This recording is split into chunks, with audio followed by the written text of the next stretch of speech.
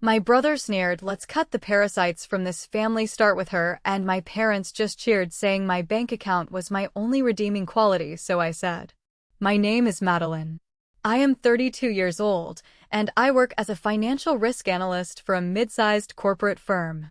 My entire career is built on looking at numbers, assessing liabilities, and predicting when a bad investment is going to completely collapse.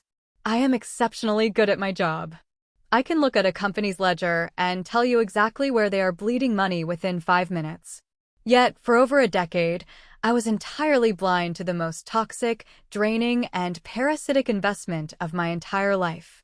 That investment was my own family. To give you an exact figure, over the last 10 years, I have handed over approximately $142,000 to my parents and my brother. Yes, you heard that right. $142,000. That is not a wild guess. That is the exact number I calculated on a Tuesday morning, staring at a spreadsheet that made me want to throw up. Let me set the scene for you. It was a chilly Friday evening in late October. I was driving my beat-up 2012 Honda Civic down a perfectly manicured suburban street. The steering wheel of my car was so worn out that the fake leather peeled off on my palms. I was heading to my parents' house for one of our mandatory family dinners. I pulled into the wide, paved driveway of their 4-bedroom, 3-bathroom colonial-style home. It was a beautiful house. Freshly painted white exterior, a perfectly green lawn, and a large bay window that looked like something out of a magazine. Looking at that house always left a bitter taste in my mouth because I was the only reason they still lived in it. I was the silent safety net that kept the roof over their heads, but you would never know it by the way they treated me.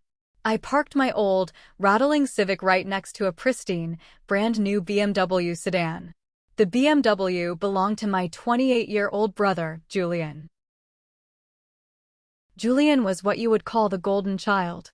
He was handsome, charismatic, loud, and utterly useless. He had never held a real job for more than 8 months in his entire life. But according to my parents, Julian was just waiting for his big break. He was a misunderstood genius, an entrepreneur in the making. I, on the other hand, was just practical. Boring, reliable, invisible Madeline. I took a deep breath, grabbed the expensive bottle of red wine my mother had specifically demanded I bring, and walked through the heavy oak front door. The smell of roasted garlic and expensive perfume hit me immediately.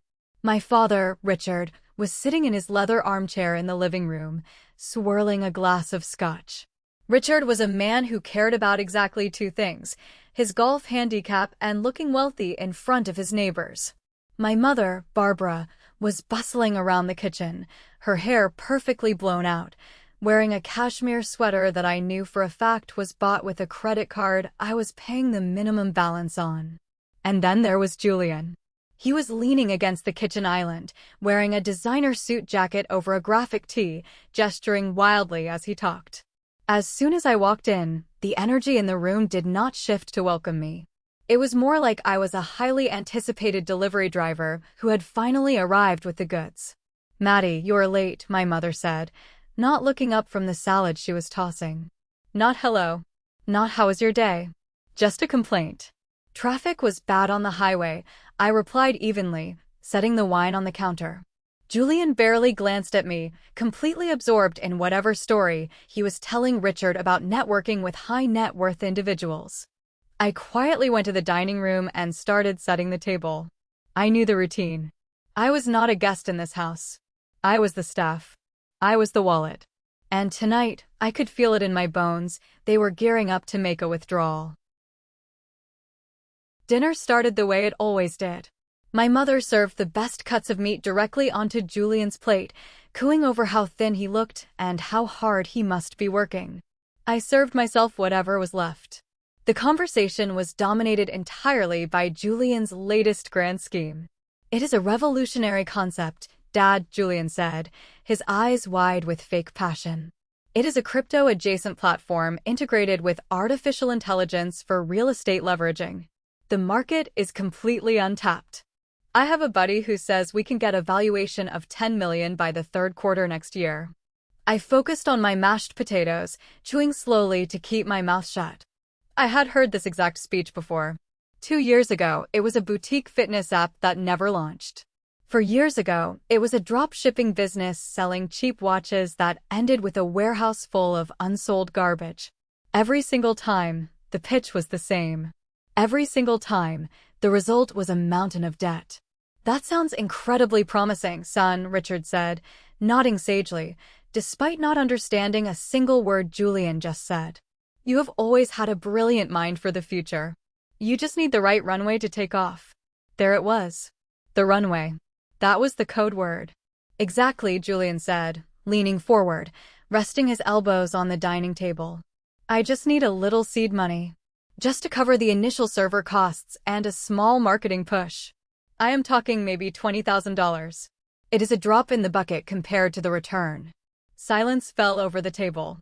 A heavy, expectant silence. Slowly, all three of them turned their heads to look at me. I kept my eyes on my plate. I took a sip of my water. The silence dragged on until it became physically uncomfortable. Well, Madeline, my mother prompted, her tone sweet but laced with a sharp edge of demand. Your brother is talking to you.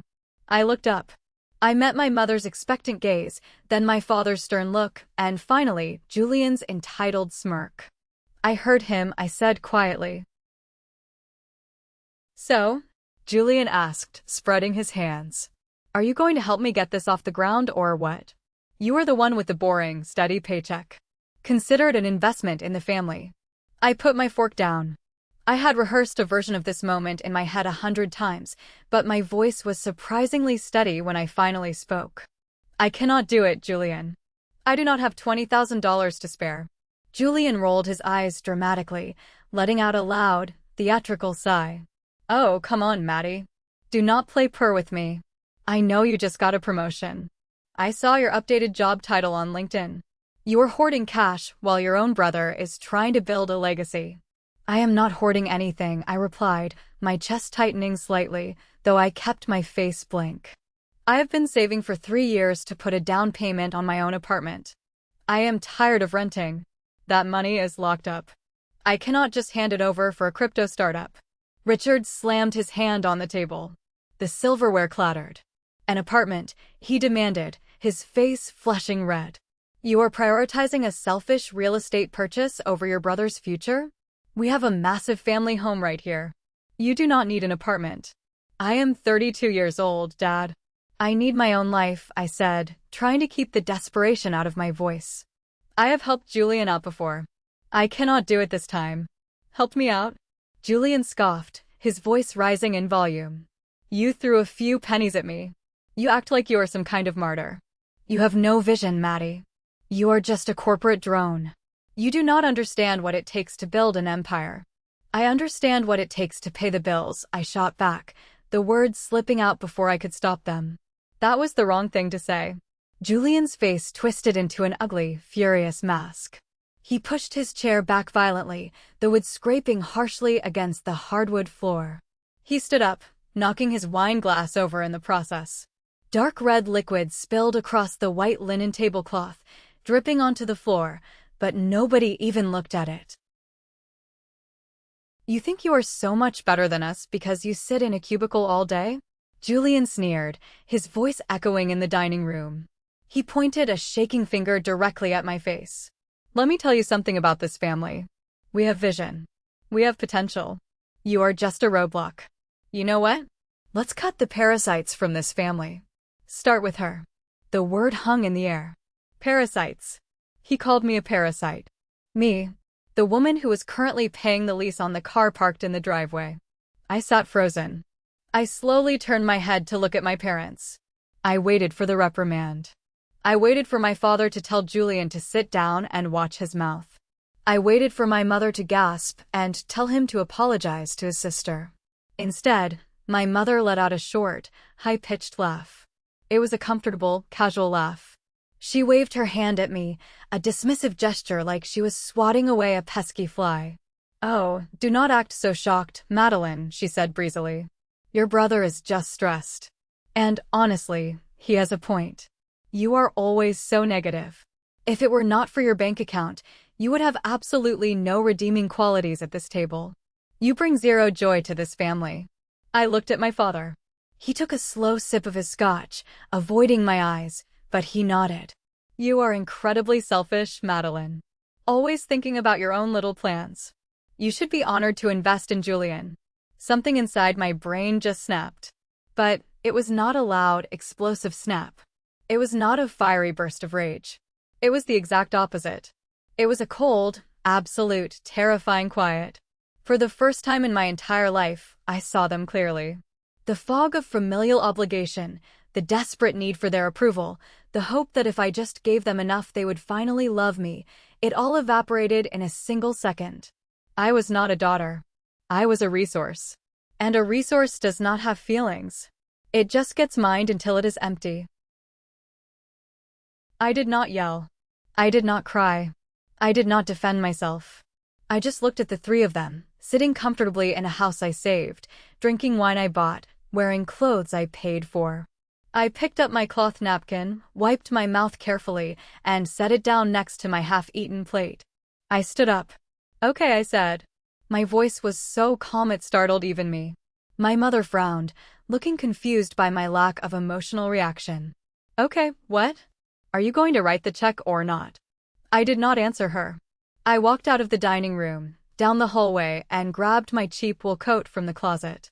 I slipped it on, buttoning it up slowly. The silence behind me was heavy.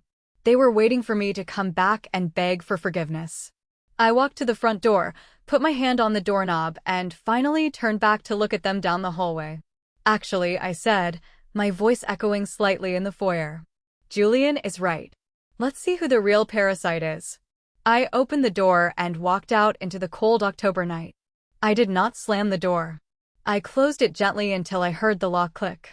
As I walked down the driveway toward my rusted Civic, my phone vibrated in my pocket. I pulled it out. It was an automated calendar reminder I had set up years ago. It read, "Transfer mortgage payment to Richard's account." I stared at the glowing screen for 3 seconds. Then I pressed delete. I got into my car, turned the key, and drove away from my family forever. Driving back to my apartment that night, my mind did not race. It felt like walking through a museum of my own life, looking at exhibits of my own stupidity. People always ask how someone can let themselves be used for so long. The truth is, it does not happen overnight. It is a slow, methodical conditioning that starts when you are a child. You learn the rules of the house before you even know how to speak properly. In our house, the rules were simple. Julian was the sun, and the rest of us were just planets meant to orbit around his brilliance. When Julian was 10 years old, he threw a baseball through the neighbor's expensive greenhouse window. My parents blamed the neighbor for building the greenhouse too close to the property line and bought Julian a new, better baseball glove to make him feel better. When I was 12, I accidentally spilled a glass of milk on the rug. My mother made me scrub the floor for 3 hours and refused to speak to me for 2 days because I was so careless and clumsy. I learned very early on that I was a burden. My existence was tolerated, not celebrated. So, I figured out a survival strategy. I became invisible and I became useful. I never asked for toys. I never asked for help with my homework. I got straight A grades so they would not have to attend parent-teacher conferences. I worked 2 part-time jobs in high school so I could buy my own clothes and pay for my own school supplies. I thought that if I caused 0 problems, they would eventually notice how good I was and love me. The biggest slap in the face came during my senior year. I had worked myself to the bone and managed to secure a full-ride academic scholarship to a highly respected out-of-state university. I was so proud. I ran home with the acceptance letter, thinking this was it. This was the moment they would finally look at me with pride. When I handed the letter to my father, he glanced at it, nodded once, and handed it back. Good job, Madeline. That saves us a lot of money. That was it. No dinner to celebrate. No hugs. 2 weeks later, Julian graduated high school. He had barely scraped by with C- grades and had been rejected from every college he applied to. He was sulking in his room.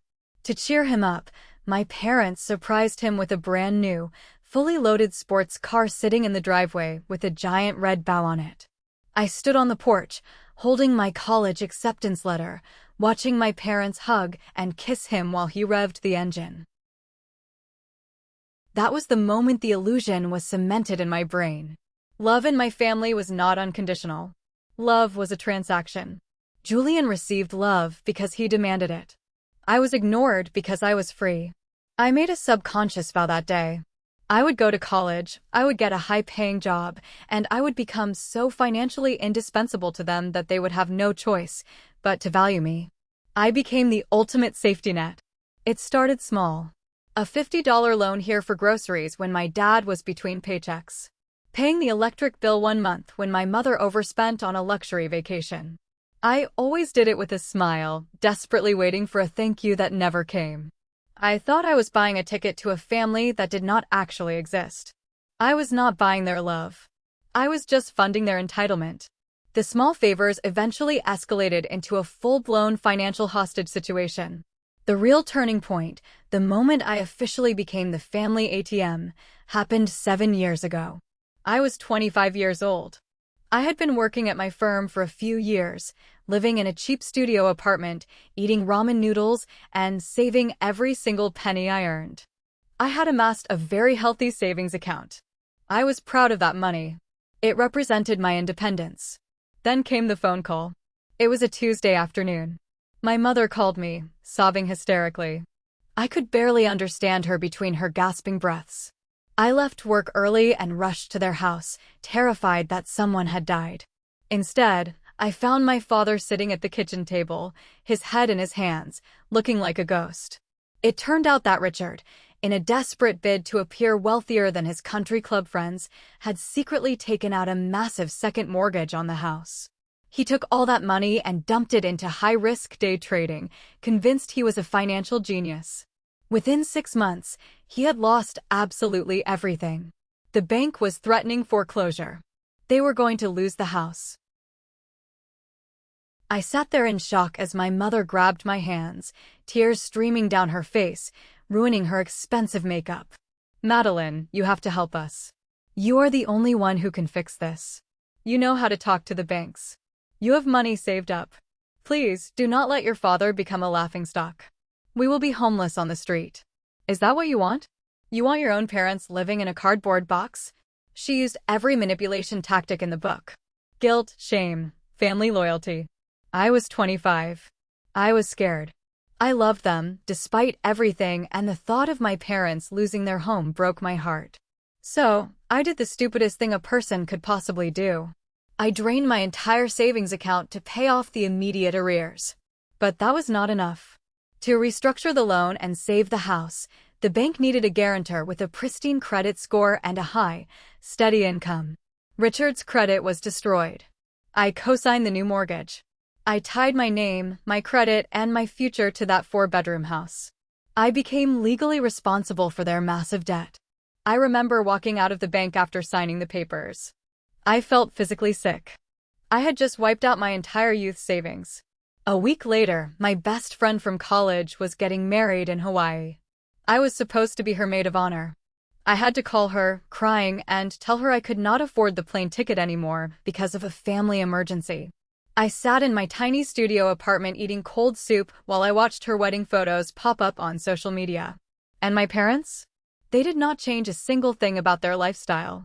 A month after I saved them from bankruptcy, my father bought a new set of custom golf clubs, and my mother booked a spa weekend to recover from the stress. When I gently brought up the fact that I was struggling to pay my own rent that month because I had paid their mortgage, my father scoffed. "Do not be dramatic, Madeline. It is just money. Family helps family. Besides, it is an investment. One day this house will be yours." It was never going to be mine. It was always meant for Julian. I was just the idiot paying for the maintenance. If my father's near bankruptcy was a massive, sudden hemorrhage of my finances, Julian was a slow, daily bleeding that never stopped. My brother was a master at failing upward, and I was the cushion that always caught his fall. There was the time he decided he was going to become a professional poker player.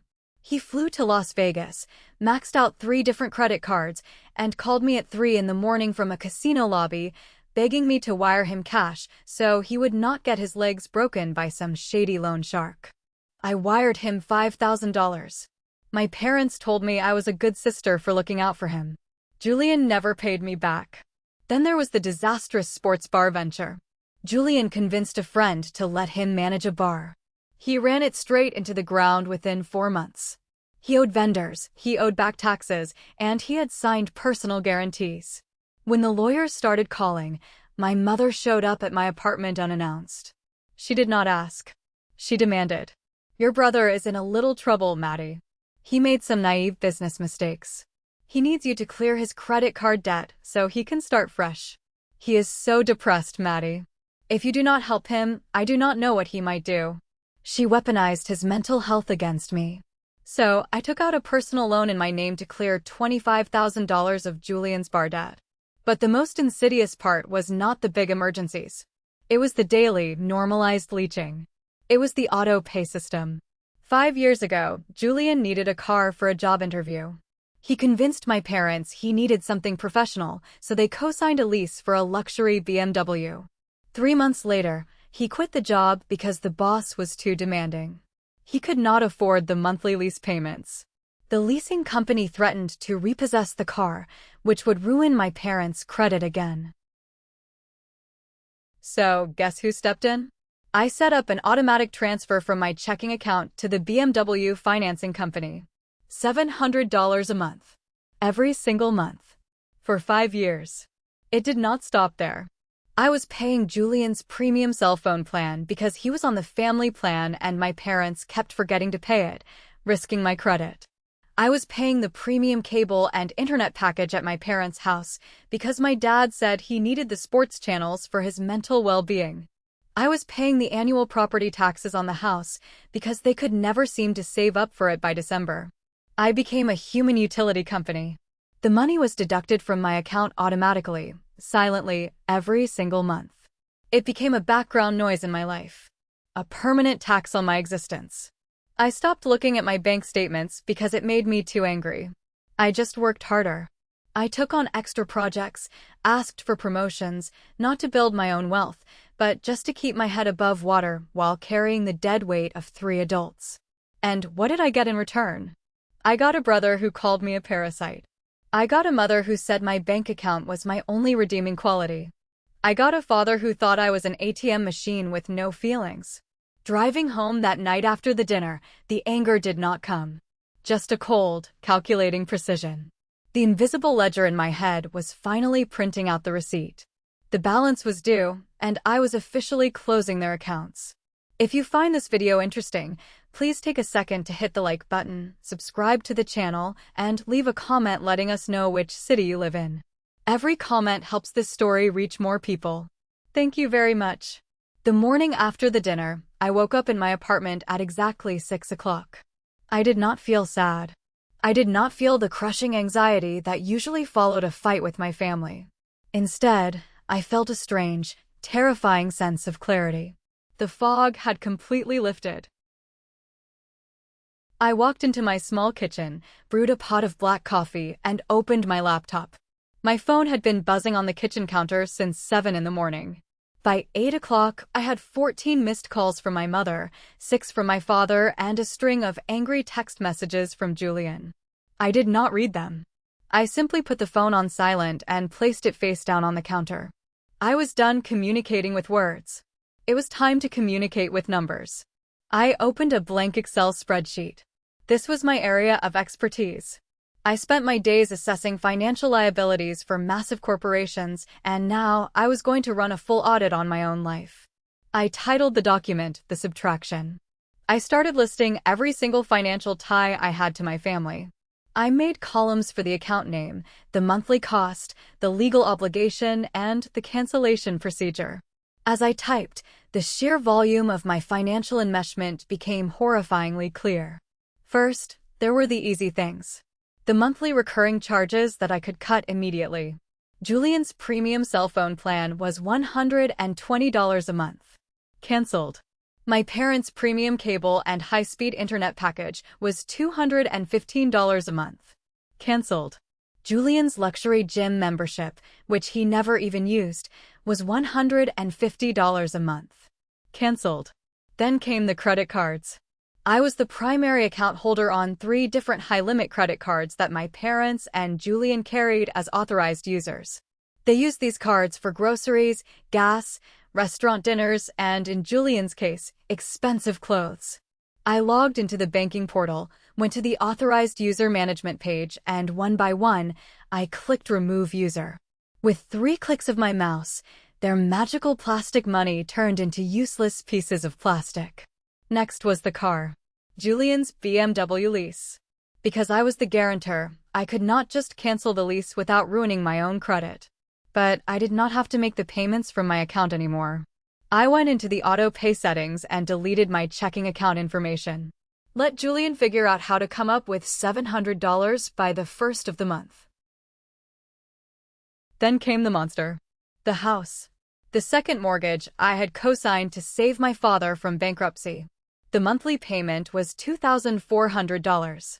I had been transferring exactly half of that amount, $1,200, to my father's account every month for 7 years. I logged into my bank and deleted the recurring monthly transfer. By the time I finished the spreadsheet, I had identified over $3,000 in monthly expenses that I was actively bleeding out to sustain their lifestyle. That did not even include the lump sum emergencies. I stared at the total at the bottom of the screen. It was enough money to have bought my own apartment years ago. It was enough money to have traveled the world.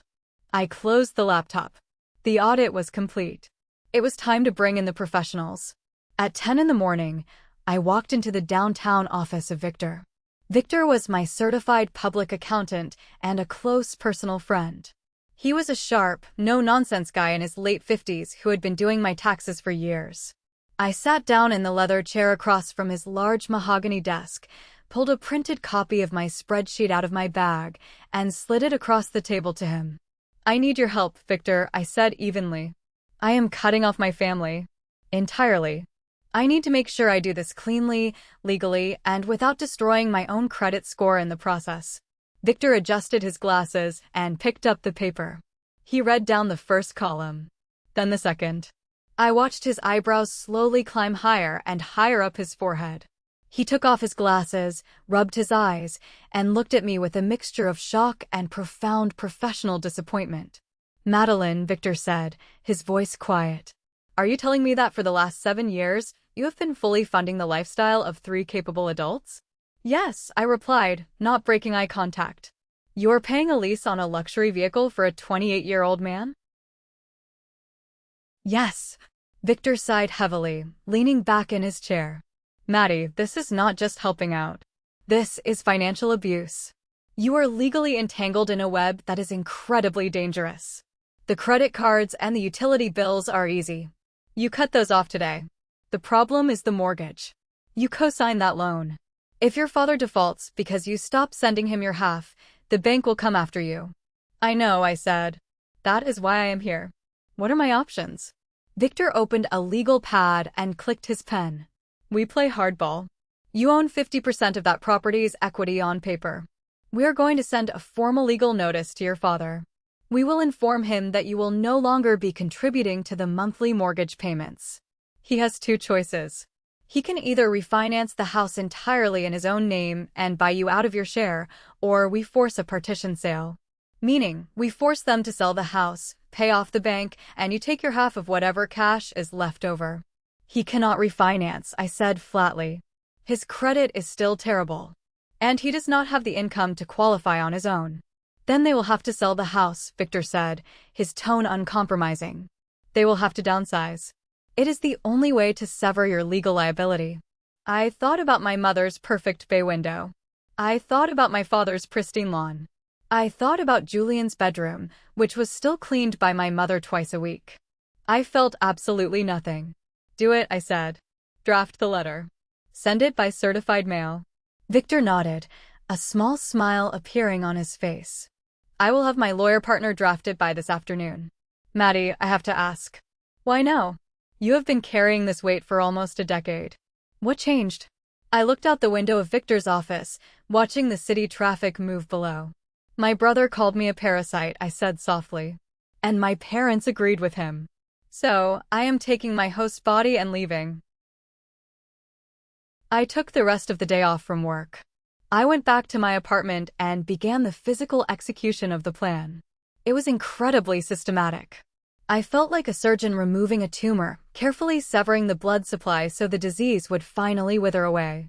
First, I opened a brand new checking and savings account at a completely different banking institution. A bank my parents had no history with. I wired every single dollar of my own money out of my old accounts and into the new ones. I updated my direct deposit information with my corporate human resources department. Then, I changed every password to every digital service we shared. The streaming platforms, the cloud storage, the Amazon delivery account. I logged them all out of all devices and changed the passwords to random strings of characters. At 3 in the afternoon, I called my auto insurance provider. I requested to separate my policy from the family plan. I explicitly instructed the agent to remove Julian's BMW and my parents' SUVs from my account. The agent informed me that their new individual premiums would skyrocket without my multi-car discount and perfect driving record. I told the agent I understood and authorized the change. By 5 o'clock in the evening, the architecture of subtraction was complete. There was not a single automated payment, shared account, or authorized user left. The financial umbilical cord was officially cut. I sat on my couch in the quiet of my apartment. For the first time in 10 years, my money was actually mine. It belonged to no one else. I did not have to worry if Julian was going out to an expensive steakhouse on my dime. I did not have to worry if my mother was buying cashmere sweaters with money I needed for groceries. The trap was fully set. Now, all I had to do was wait for them to walk into it. It would not take long. The real world has a funny way of catching up to people who refuse to live in it. The collapse did not happen all at once. It unraveled. The first domino fell on day 3, right around noon. I was sitting at my desk at the firm, reviewing a risk portfolio, when my desk phone rang. It was the security guard down in the main lobby of our corporate building. "Miss Madeline," the guard said, sounding slightly annoyed. "There is a gentleman down here making quite a scene. He says he is your brother, Julian. He is demanding to be led up to your floor, but he does not have an appointment." I closed my eyes for a second. Right on schedule. Julian liked to take his networking lunches at an incredibly overpriced sushi restaurant downtown. He must have tried to pick up the tab to impress his latest mark, only to find out his magic plastic card was a dead piece of plastic. "Tell him I will be right down," I said. I walked to the elevator, my heart beating at a steady, calm rhythm. When the elevator doors opened to the marble lobby, I saw Julian pacing back and forth near the security desk. He looked frantic. His designer suit looked slightly rumpled, and his face was flushed red with anger and embarrassment. When he saw me, he stormed over, completely ignoring the security guard. "What did you do?" he hissed, his voice trembling with rage. "I just had a business lunch with 2 angel investors. I tried to pay the bill, and the waiter told me my card was declined." "Declined, Maddie. Do you know how humiliating that was? I had to call Dad to give them a card number over the phone." I stood there, my hands resting casually in the pockets of my slacks. I looked at his expensive watch. I looked at his custom leather shoes. "I did not do anything, Julian," I said calmly. "I just stopped." "Stopped what?" he snapped, stepping closer, trying to use his height to intimidate me. "I stopped paying for your life," I replied, keeping my voice low so it would not carry across the lobby. "I canceled the authorized user status on the credit card. I also canceled the auto pay for your car lease, your car insurance, and your cell phone. You are an entrepreneur with a $10 million valuation, right? You should be able to cover a sushi lunch and your own phone bill." Julian stared at me, his mouth opening and closing like a fish out of water. His confidence was completely cracked, leaking raw panic. "You cannot do this," he stammered. "You are just throwing a tantrum because we had a fight. Turn the cards back on. Now." Dad is furious. His card declined at the gas station this morning too. "My cards," I corrected him. "They were my cards." And the answer is no. I am a parasite, remember?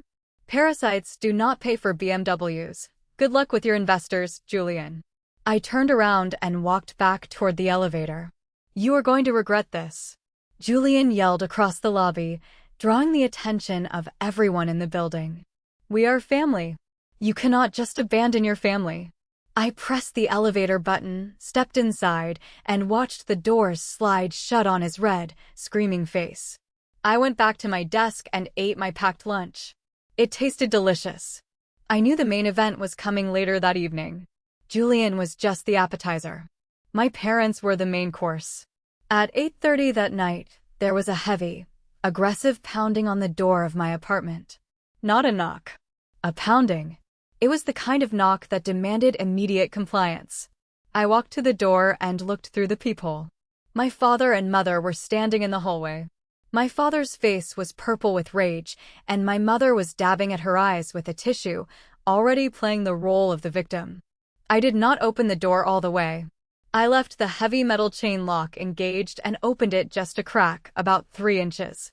"Open this door right now, Madeline," my father ordered, his voice booming through the narrow crack. "We are going to sit down and sort out whatever childish phase you're going through." "There is nothing to sort out, Richard," I said, intentionally using his first name. I saw him flinch. "I am not opening the door." My mother pushed her face close to the opening, her voice trembling with forced emotion. "Maddie, sweetie, please. We are so worried about you. You are acting completely irrational. Your father tried to buy groceries today, and his card was denied. You cut off the cell phones. You are destroying this family over a silly argument." "It was not a silly argument, Barbara," I said coldly. "It was a moment of absolute honesty. You told me my only value was my bank account. So, I took my bank account and left. I am no longer funding your lifestyle." My father slammed his hand against the door frame, startling my neighbor across the hall who peeked their head out. "You ungrateful little brat," he roared. "After everything we did for you? We put a roof over your head. We raised you. You raised me to be your emergency fund," I shot back, my voice remaining remarkably steady. "By the way, check your mail tomorrow. You should be receiving a certified letter from my attorney regarding the mortgage on the house. I am no longer making my monthly contribution. You have 30 days to refinance and buy me out, or we are forcing a sale." The silence that followed was absolute. The rage drained out of my father's face, replaced instantly by sheer, unadulterated terror. He knew his credit was garbage. He knew he could not refinance. He knew in that exact moment that he was going to lose the house. You would not," my mother whispered, the fake tears completely gone, replaced by genuine horror. "You would not put your own parents on the street. You are adults. Sell the house, downsize, and pay your own bills," I said. I closed the door, slid the deadbolt into place, and walked back to my living room. They stood in the hallway for another 20 minutes. My mother cried, my father cursed, and occasionally they knocked again. I turned up the volume on my television and ignored them until they finally left. That night, I slept better than I had in 10 years. For the next 2 weeks, it was dead quiet. No calls, no texts, no surprise visits. I knew what was happening. They were in the triage phase. They were desperately scrambling to open new credit cards, applying for personal loans, and realizing that without my pristine credit score attached to their names, no bank would touch them. Then, on a Tuesday morning, I received a text message from my Aunt Susan. Susan was my mother's older sister, the matriarch of the extended family, and the biggest gossip in our entire state. The text read, "Hi Madeline. We're having a family luncheon this Sunday at my house. Your parents and Julian will be there. We really think it is time to sit down as a family, put our pride aside, and heal this rift. Please come. 1 in the afternoon." I stared at the phone and laughed out loud in my kitchen. It was so painfully predictable. My parents had realized they could not bully me, and they could not manipulate me one-on-one. So, they were changing tactics. They were deploying the extended family. They wanted to use the weight of public shame and peer pressure to force me back into line. They had probably spun a massive sob story to Aunt Susan about how I had abandoned them in their time of need due to some mental breakdown. Most people would have ignored the text. Most people would have blocked the number and stayed home. But I was not most people anymore. I realized that if I did not put an end to the false narrative right then and there, They would spend the rest of their lives playing the victims and painting me as the villain to anyone who would listen. I replied to Aunt Susan, "I will be there." Then I went to my home office.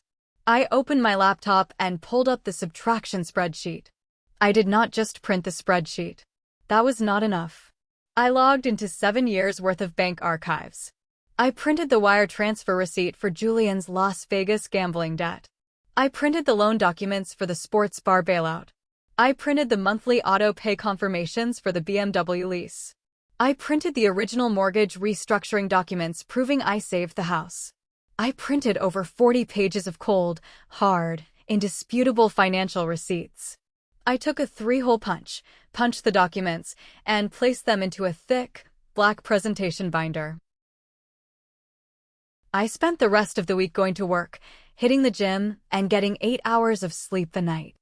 I felt like a gladiator preparing for the arena, but my armor was made of bank statements. Sunday arrived. I dressed nicely. I put on a sharp blazer, a clean white shirt, and my favorite pair of heels. I picked up the black binder, got into my rusted Honda Civic, and drove to Aunt Susan's house for the final showdown. Aunt Susan's dining room was packed. There were at least 15 extended family members sitting around the massive oak table. My aunts, my uncles, a few older cousins. And sitting right at the head of the table, looking like the picture of tragic heartbreak, were my parents and Julian. When I walked into the room, the casual chatter died instantly. It was the kind of heavy, uncomfortable silence you find at a funeral. Aunt Susan gave me a tight, sympathetic smile, treating me like I was a fragile mental patient. I took the only empty seat available, right in the middle of the table, directly across from my father. Lunch was served, but nobody was eating. The tension was suffocating. Finally, halfway through the dry chicken breast, my father cleared his throat, picked up his water glass, and stood up. He looked around the table, making sure he had an audience. "We are all family here," Richard began, his voice thick with rehearsed sorrow. "And family goes through hard times. Recently, Madeline has decided to step away from us. She has cut off all communication and pulled back her support without any warning and without any explanation. We have always provided for her. We gave her a wonderful home, a great education, and all the love in the world. And to be abandoned like this, in our old age, is a pain I cannot describe." Julian chimed in right on cue, shaking his head. "She cut off my phone, Aunt Susan. She stranded me. After everything we do to include her, she just turned her back on us." Murmurs of disapproval rippled around the table. Uncle Bob shook his head at me. Aunt Susan looked at me with deep disappointment. The story was being actively rewritten right in front of my face. I was the selfish, crazy daughter, and they were the innocent martyrs. I waited for the murmurs to quiet down. Then I stood up. I did not look angry. I did not raise my voice. I reached down, picked up the thick black binder, and dropped it right in the center of the dining table with a loud, heavy thud. The room went dead silent. Everyone stared at the binder. "If we are going to share stories today," I said, my voice echoing clearly in the quiet room, "let's make sure we share the whole story. Open it, Uncle Bob." Uncle Bob, looking utterly confused, slowly reached out and flipped the binder open. "What you are looking at," I announced to the room, "is exactly $142,000. That is the exact amount of money I have spent keeping those 3 people afloat over the last decade." I looked directly at Julian. "Page 3 is the $25,000 personal loan I took out to pay off your failed sports bar debt so you would not be sued. Page 7 is the wire transfer I sent to Las Vegas at 3 in the morning to pay off your gambling debt. Page 12 is the 5-year ledger of me paying the lease on your luxury BMW." Julian's face went completely pale. He shrank back in his chair. I turned my gaze to my father.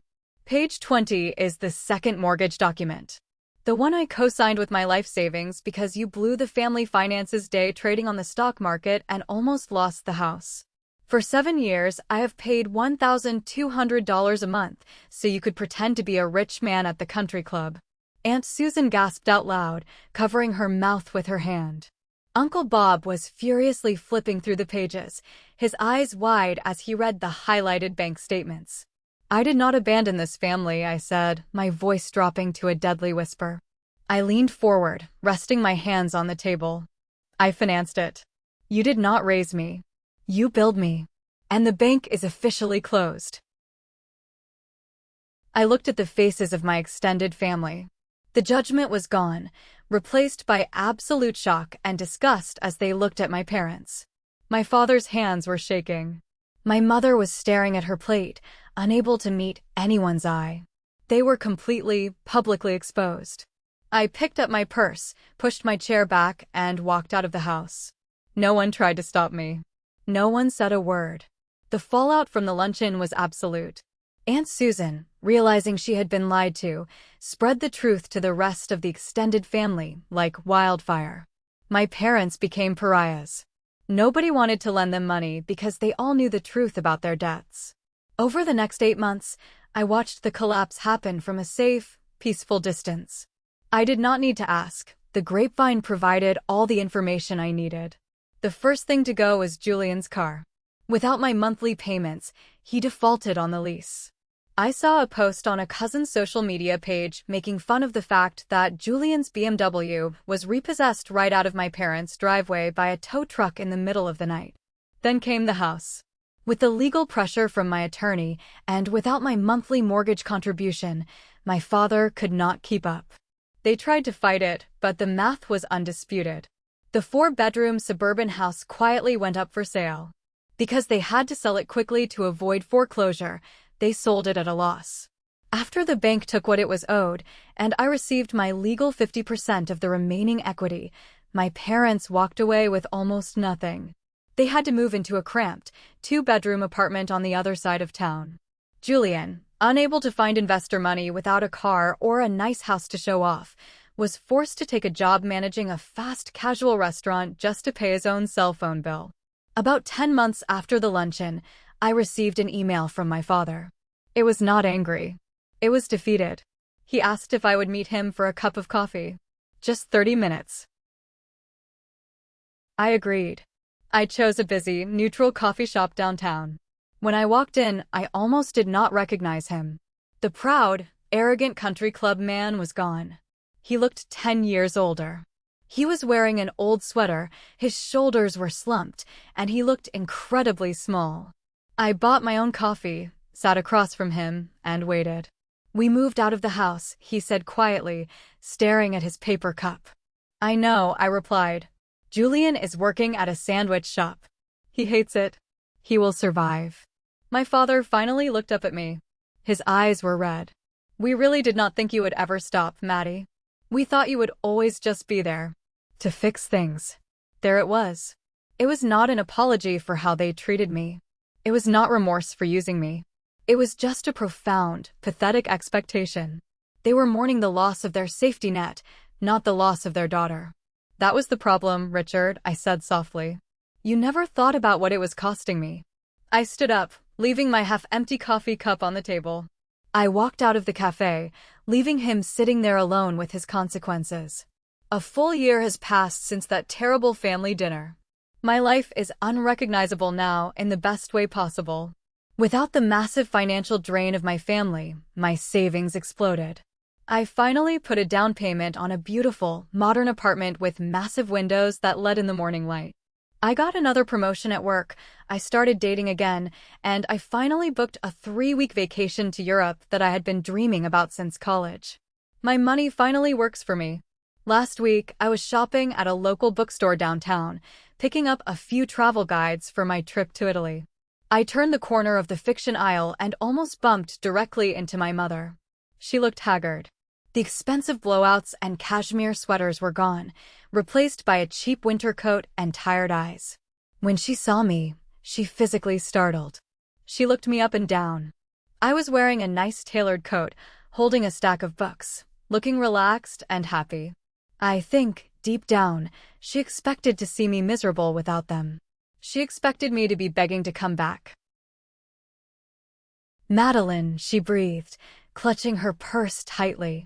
You look well. I am, I answered simply. I did not ask how she was. I did not ask about my father or Julian. I gave her absolutely no opening to insert herself back into my life.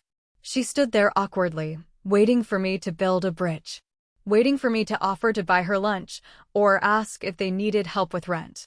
I just smiled, a polite, distant smile you give a stranger on the street. "Excuse me," I said, stepping around her. I walked to the register, paid for my books, and stepped out into the crisp afternoon air. When I got home to my beautiful, quiet apartment, I poured myself a glass of expensive wine. I opened my laptop one last time. There was one final digital artifact left. A shared photo album folder on a cloud drive from 5 years ago. I hovered my mouse over the delete button. They were not useless without me. They were just finally being forced to carry their own weight. And I was finally free to carry mine. I clicked delete, closed the laptop, and watched the city lights flicker on through my window. So Reddit, I am sitting here in my paid-off apartment, planning a trip to Europe while my parents are downsizing and my golden child brother is working minimum wage to pay off his debts. Some extended family members reached out saying I was too harsh and should at least help my parents with rent. Am I wrong for letting them hit rock bottom, or should I keep my wallet firmly shut? Thank you for watching. If you haven't subscribed yet, make sure to hit that subscribe button and leave a comment below to let me know what you think Maddie should do. See you in the next story.